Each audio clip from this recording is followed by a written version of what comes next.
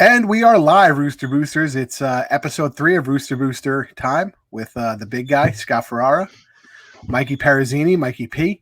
Unfortunately, Sammy Brooks couldn't be with us today. He had prior commitments he had to attend to. So we'll definitely miss him today. And we'll go right into it. So we're going with our week 4 recap. I know I kind of recapped it for 5 minutes in the quick tap recap this week. But, I don't think there's ever enough ways you can discuss a win. There's endless ways you can discuss a win. So let's get right into it. What do you think about week 4, Mike?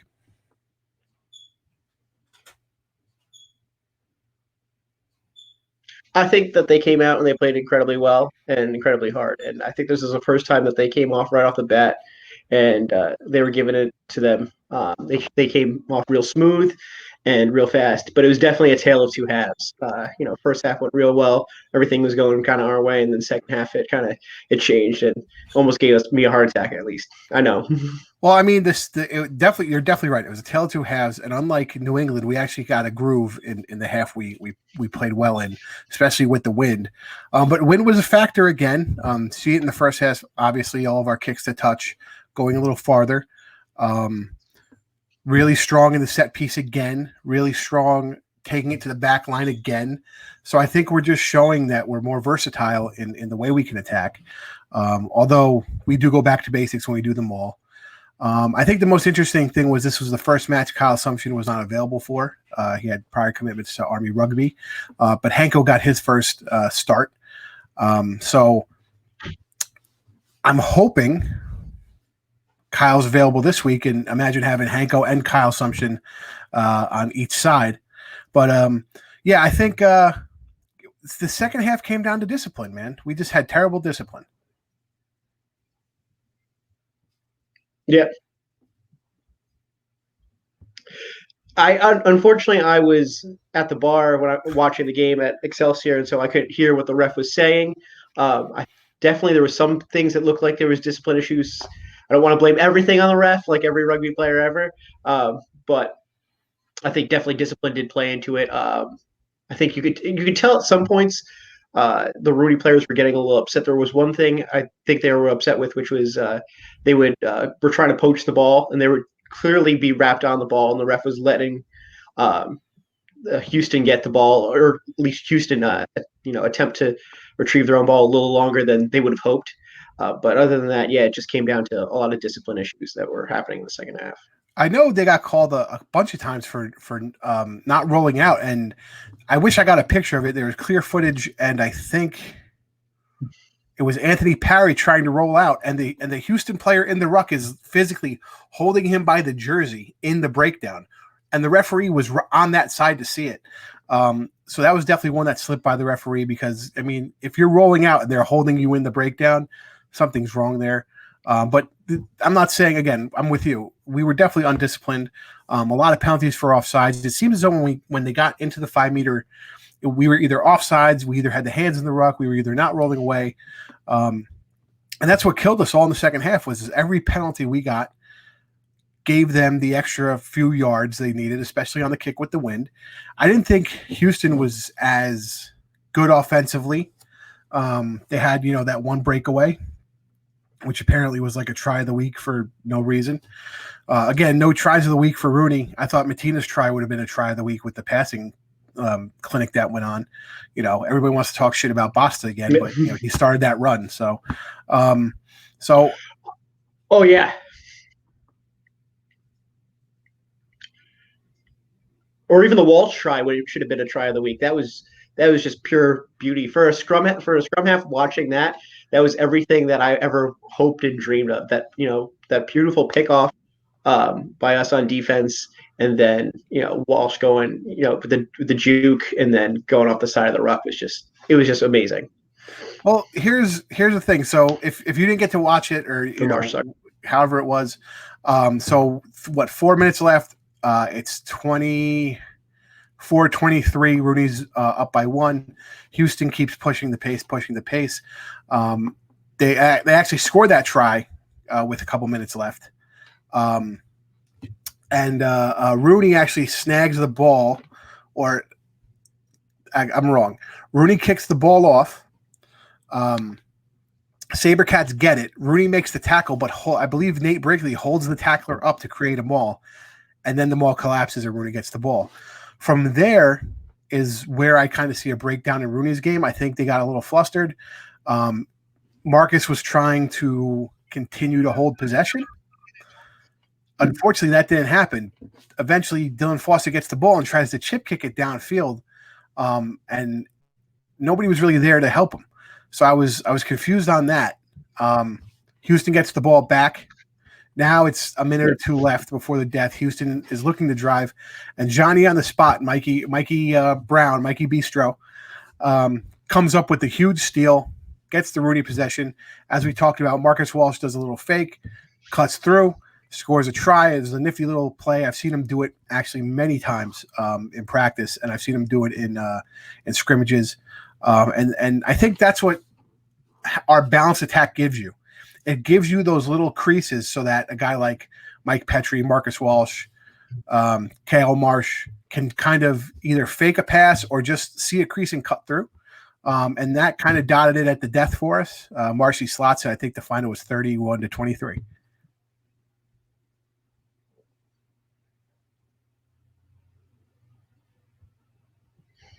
And I think it was beautiful, attacking play. And I think a big shout out to our defense as well. We're talking about, it's a tale of two halves, but our defense in the second half is just pushing them back consistently. You can see it, especially the backs were, doing their job, and it could have been a whole lot worse if, our defense didn't hold up. So a real shout out to them for, consistently pushing them back, not making sure that, Houston backs didn't have room to run. I mean, definitely you saw Connor Wallace-Sims had a couple tackles. Will Leonard was definitely a big force coming back after his suspension. He's always a really good tackler. And Ben Foden tackling guys with his pretty face. I mean, who doesn't love that?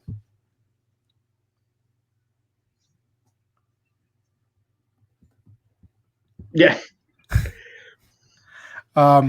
So yeah, we did have better defense, especially inside the 5 meter line or around the 5 meter mark. Again, I don't think Houston's offense was as good. They got a couple lucky breaks. They got a couple balls that bounced right to them. But I love the way RUNY played. Hanko was unbelievable. Nate Brinkley again is a friggin' stud. If you don't think Nate Brinkley should be the MVP right now, you don't know rugby. He's putting in full shifts, 4 games in a row. I think he had 67 tackles or something like that.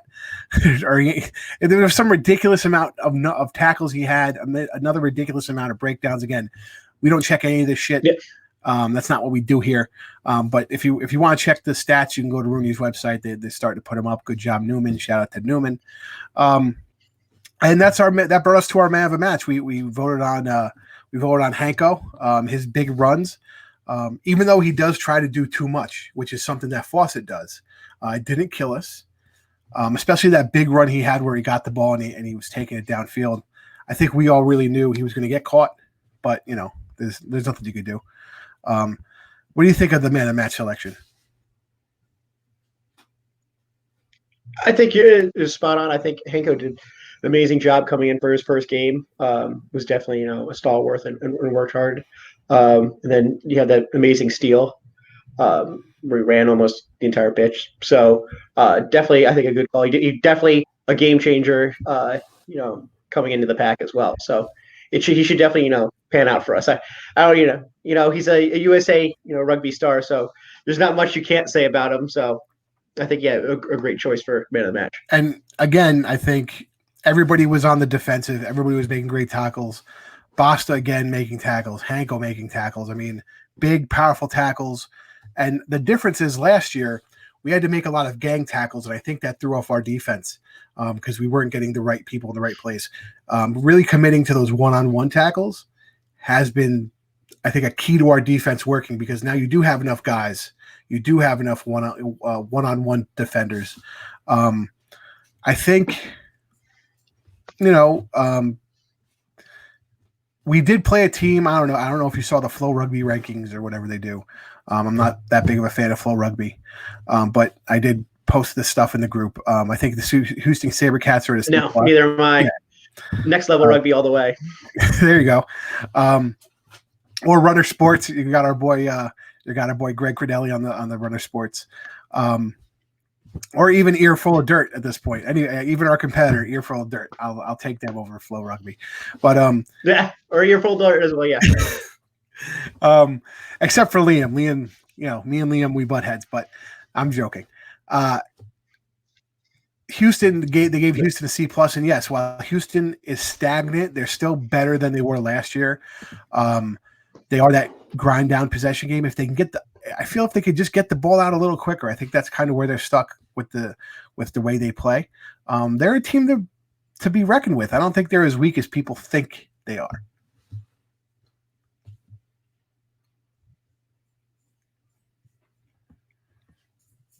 No, I think that first game against New England was kind of a mistake and a blip on the radar that everyone kind of said, "Oh, this is going to be the rest of their season.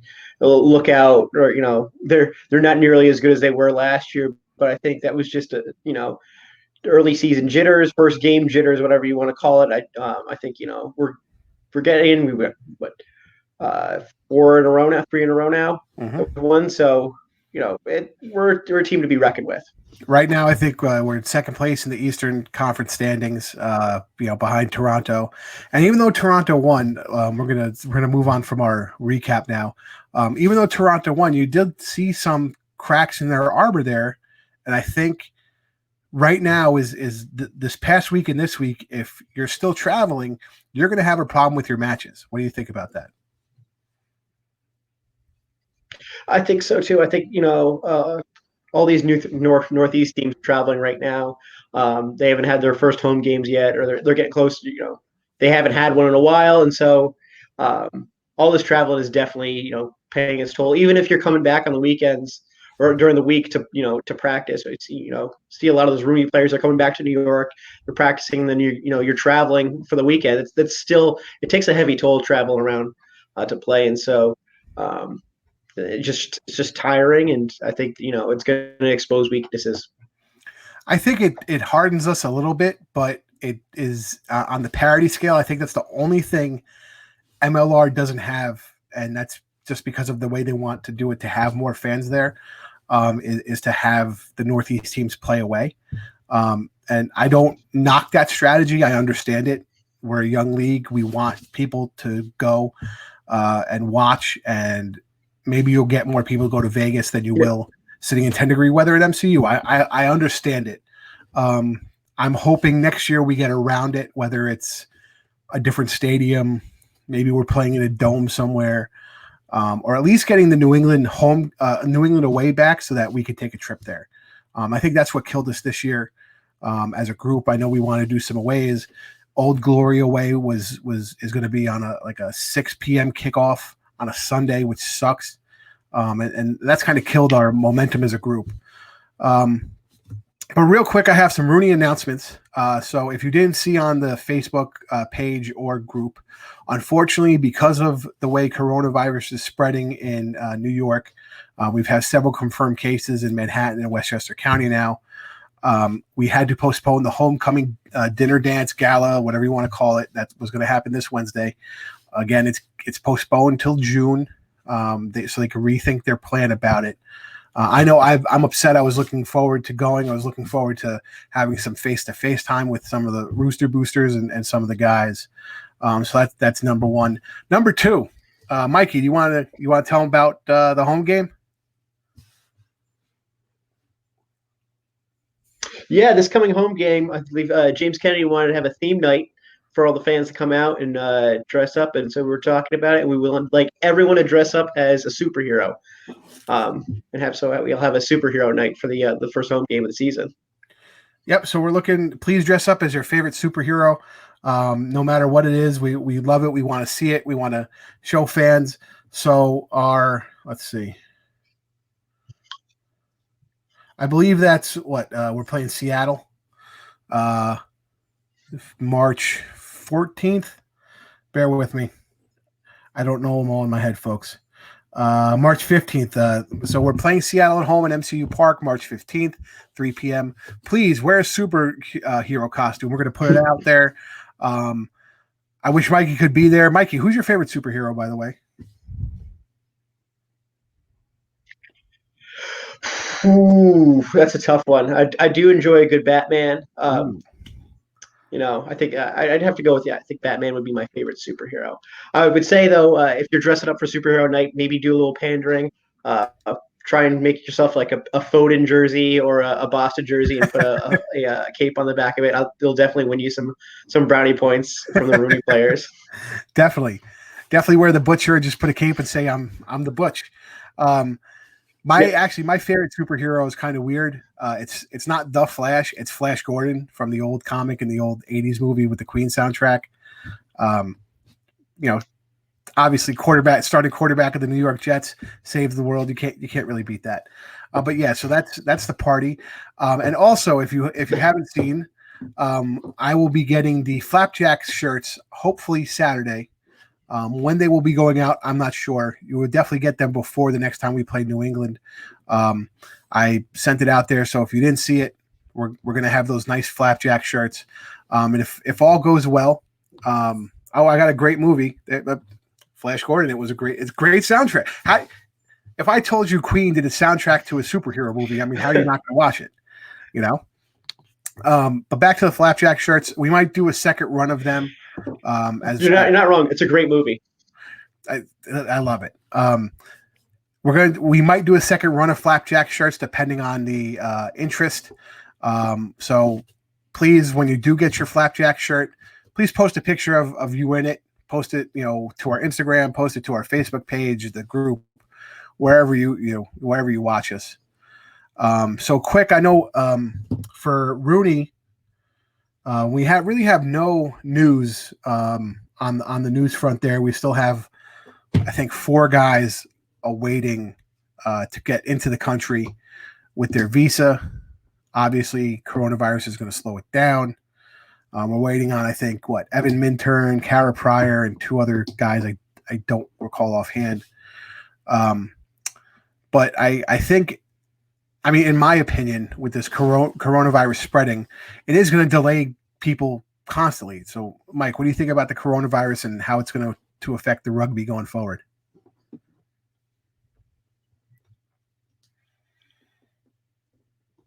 You can see how it's affecting Europe right now with Italy having to postpone their game against Ireland in Ireland, and then they're postponing the game against England in Italy, and then I believe that they canceled 2 Pro 14 matches, or up to 4 matches now, and I think the other ones moving forward are going to be played behind closed doors, and so it's interesting going forward what they're going to do with it. I'm not a someone that studies viruses for a living. I can't say one way or another if this is it's going to be a big deal or not. I think that the media might be blowing it out of proportion, but it's still a good idea to play it safe and make sure that everyone is healthy. You don't want this really getting out of control. Yeah, and from what I've heard, we have no plans on canceling any of the rugby in the MLR, playing it behind closed doors as of yet. Going back to the RUNY home match against Seattle, our first home match of the season, they are having a huge tailgate. They want everybody to come. All the Rooster Boosters, you could pick up your Rooster Booster season ticket package shirts and hoodies at that tailgate. So come early. You get to meet some of the guys. I know Alex McDonald will be there. He's always a guy you can really talk to and get to know. Since he's out for the season, unfortunately, he'll be sitting from the stands. So that's another key point to our first home game. Also, the AGs just had a signing or 2 or 3, actually 3 signings. Hold up, let me pull Dougie Coyle's report here, which I steal constantly. Doug Coyle. Let's see. Yeah. Let's see. Who did Gil Groenies added? Let's see. They added McGee, Marath, and okay. About this content. Seymour. I got fat fingers. And Pete Cowley. This just makes the AGs better, I think, Mike. What do you think of the signings for the AGs? Yeah. I think it's good. It just shows that they're still in it, which is great. We want to have a competitive MLR. We want to have even those lower teams fighting. Still don't know what a Gilgroni is. So waiting on that, but it's good that they got these signings. Well, I'm hoping they send us a case or something. I mean, like, the supporters club, they're funny guys. Dustin Zur down there, so I expect, you send me a case of Gilgronis. I was, yeah, I'm assuming they got to send us something. We send them some, like, mozzarella and fried chicken or something, make it real nice for them. But yeah, I think it's big signings for them. I think those guys will be versatile. And again, you're right. I don't want any team to fail. I want there to be competition. I want the West to have a comeback here, and I think the West will have a comeback. That's my bold prediction after the first quarter of the season. The West will have a comeback. You'll see it. I think they were a lot of the teams were kind of on that RUNY tip against New England where they just weren't ready, and it kind of blew them back. And now you're starting to see some momentum, especially in the score lines. So that's going to move us on to our Week 5 match preview. So this week we play San Diego Legion on on Sunday the 8th. Kickoff is at a agonizing Sunday 7 p.m. The right 8th at 7:00. There you go. Agonizing start time for me. I hate that, but beggars can't be choosers. So what do you think of Legion so far, Mikey?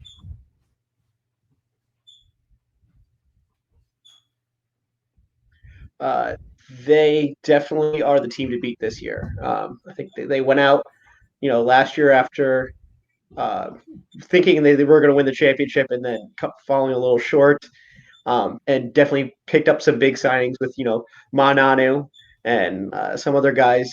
And so they want it real bad. They really do. And it's going to be a tough game for us, I think. Yeah, I think it's going to be a tough game for us. Like we spoke about travel. I think we're going to be a little run down. The travel out to, I mean, it's part of being an athlete, a professional athlete. But, at this point, most professional athletes also don't have a second job. So you work all week, you practice all week, and now you got to take a trip to San Diego on a Friday. And hopefully you'll get your bearings on Saturday to get ready for Sunday. Back to something I mentioned prior.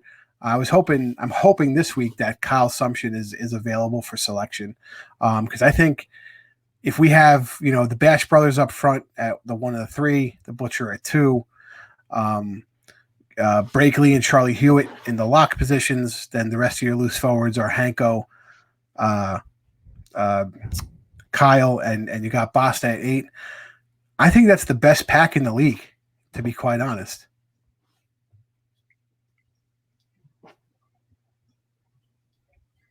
Yeah, that's a crazy pack that we have going on, and it would definitely bring the Thunder if everyone all those players can get in there. It would definitely be a pack that could match the Legions. And since Rocky came back from hiatus, I do think our scrum has been better. While I haven't seen the push forward I like, we definitely have been pushing back, and defensively, we've been holding our own. So I just like to see a little more forward momentum in the scrum on that. But that's me. I'm a forward. What are you going to do? I think it's our defense. It comes down to our defense. Can we continue to tackle well? Can we continue to secure one-on-one tackles? And can we minimize the damage that happens if somebody does get a line break? Yeah, that's gonna be where the game's really played, especially in the back line. We talk about Mananu for Legion. He's been playing, amazing this season for them. Really, was a game changer pickup, and we could contain Ma and some of those other backline players for the Legion. We could really control the game. And I think if we play the same defense that we played against Houston, against the Legion, where we're constantly pushing up, we're making sure that they don't get that extra room to come up on us and get that extra head of steam. We could definitely play really well and and keep it real tight. Yeah, no, I definitely agree with you on that. And we're just hoping that Ben Foden doesn't use his face to make any more tackles because against Legion, that's how you really get hurt. So we have a question here. Is Basta going to be number 8 for the rest of the season? I mean, it looks like it. They wanted him in the back line. We had obviously Alex Mack and Trevor Cassidy go out for our locks. So that is, it moved people around. Nate Brinkley had to move inside from being loose. At the time they didn't have Hanko, they didn't have Charlie Hewitt. So they put Boston in a secondary position. I think when Trevor Cassidy comes back with the addition of Hewitt, with the addition of Hanko, I think they put Boston in the back line at some point. What do you think, Mike? You think he's going to go back there?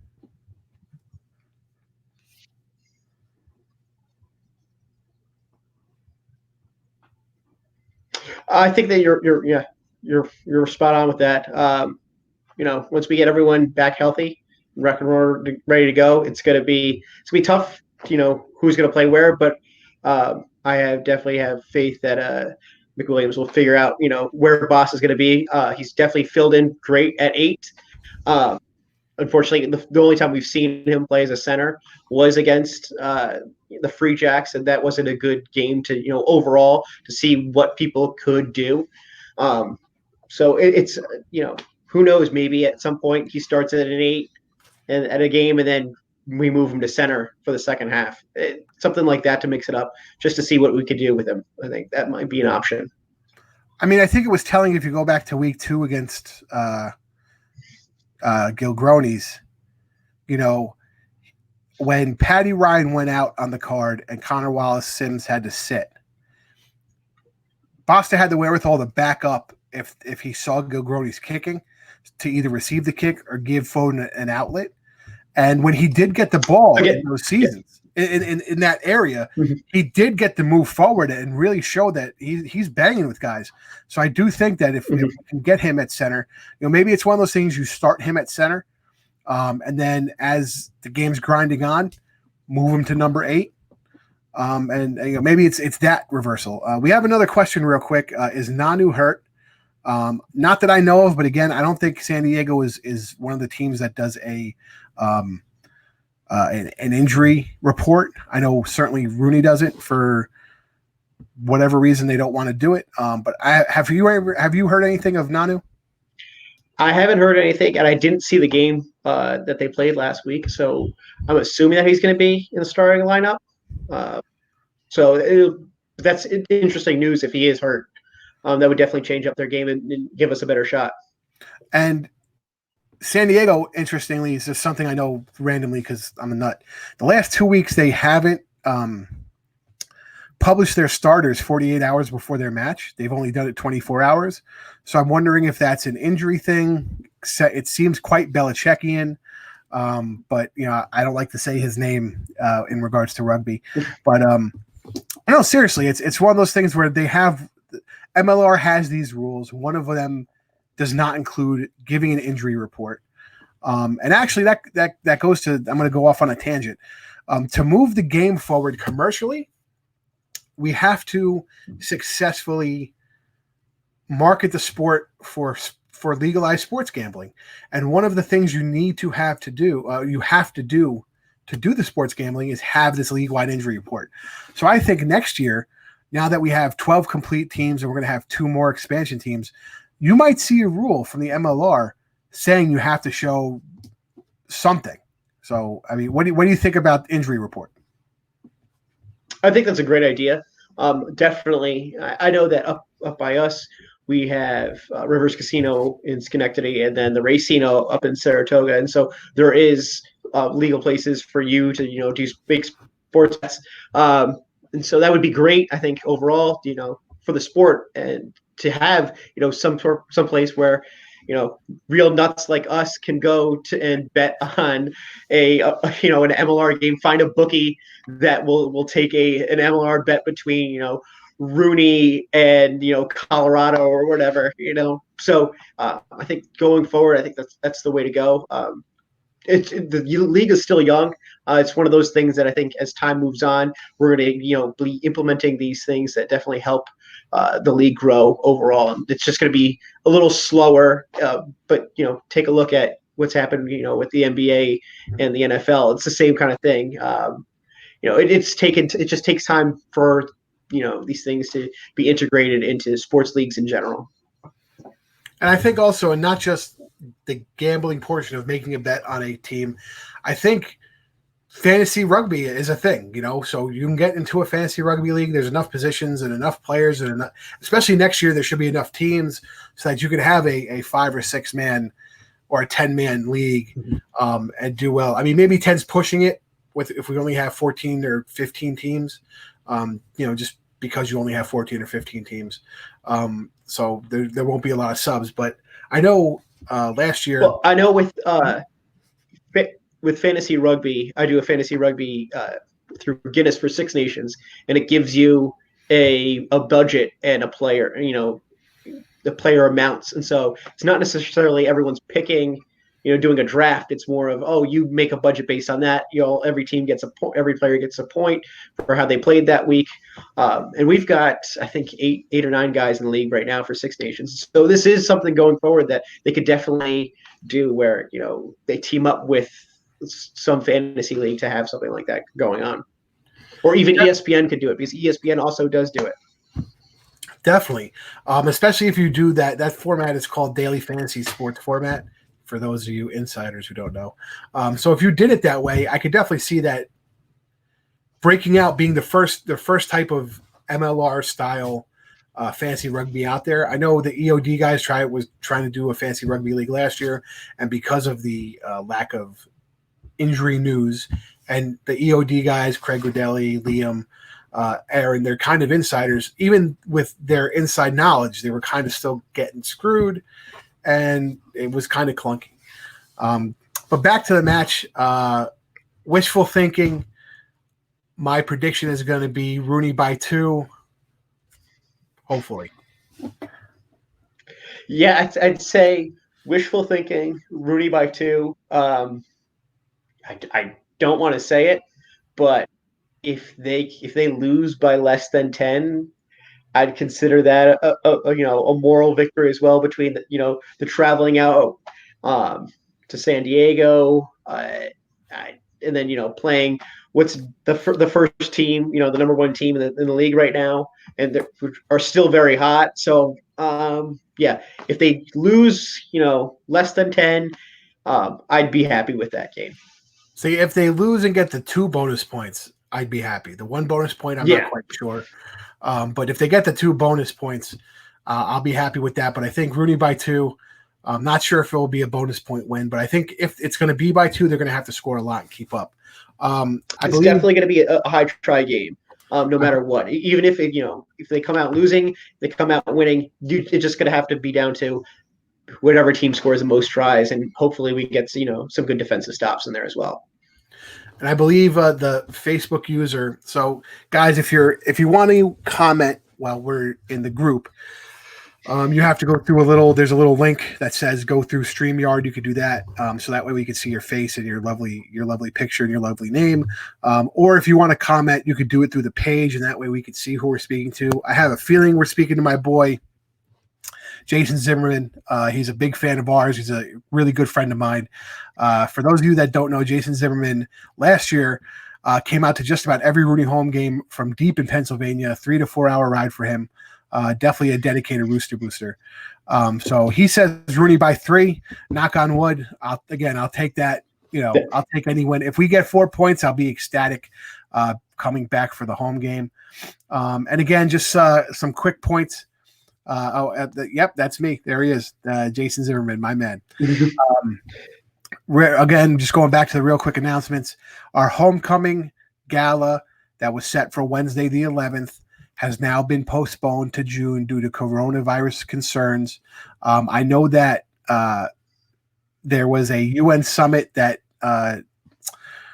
RUNY's principal owner, James Kennedy, is part of. It's like equality in sports conglomerate at the UN. Those people were supposed to come. I believe they backed out due to the coronavirus spreading in New York, like I said, specifically in Manhattan and Westchester County. Hasn't made it up here. by me and hasn't made it up by you, I think. So that's good. No, it has not. We're free so far. Yeah. So again, that has been postponed till June. There will be more details on that at the end of the season. If you are going out to San Diego, go say hi to the players. I'll tell you one thing, knowing these guys, they like to see fans travel. When I've traveled with the team, they're completely appreciative. They'll sign autographs. They'll talk your ear off about rugby. They'll take pictures. They'll do, a ton of stuff. So please, if you're going, I had two friends that went to the Atlanta game, Brett and Reggie, and they ended up being able to take pictures with Basta and Foden, and all the players came up to them and said, "Thank you for showing up." They were incredibly appreciative of it. I believe Greg McDaniels too was with other people with other games have been incredibly appreciative of them showing up. So make yourself seen and heard when you go out to San Diego and cheer on RUNY. And exactly, actually, as a matter of fact, a bunch of, if you haven't seen it on Facebook, we've had a bunch of people that said they were in Houston. They had a bunch of people that said they're going to San Diego, and Coach McWilliams actually responded to them. So it's nice to see that the coach is interested in us going to the games. He does interact with people on Facebook and Instagram, so give him a shout out if you want in the group. If you're going to San Diego, we have a Rooster. His name is John Tenbush. He'll be out there with San Diego. Also, if you're out there in San Diego, just have fun. Go say hi to the Legion. They have all the guys. Please take what I want you guys to do if you're out there in your RUNY gear. Go see the Legion guys and all the Legion gear. In the Legion Invicta. Take a picture with them. Post it on the Facebook. We love those guys. The cohort, they're called. Love that they do the armor. We love that they're fans just like us. And also give a shout out to Stacy Montgomery, who runs the San Diego Legion fan club over there. We have another beat Nate Osberger. We're going to try. He's not the man I'm quite worried about, but he's on the list, but not high. And again, our first home match against Seattle is going to be Superhero Night. So please, please, please dress like a goddamn superhero. Do me a favor. I'm not going to do it. I'm too fat for that stuff. But please, if you dress like Captain America, dress like the Hulk, dress like the Butcher with just a cape on, whatever you need to do, we want to make that first night fun and have a really good showing. So that's it for me, Mike. Anything else? That's it for me. Awesome, guys. Thank you guys for watching. I'll see you on Monday or Sunday night, depending on how I'm feeling after that match, for your quick tap recap for week 5. Next week, we'll be back here again, hopefully with Mike. I think Sammy's going to make an appearance, and we might have some other guests. So thanks, guys. Have a good night.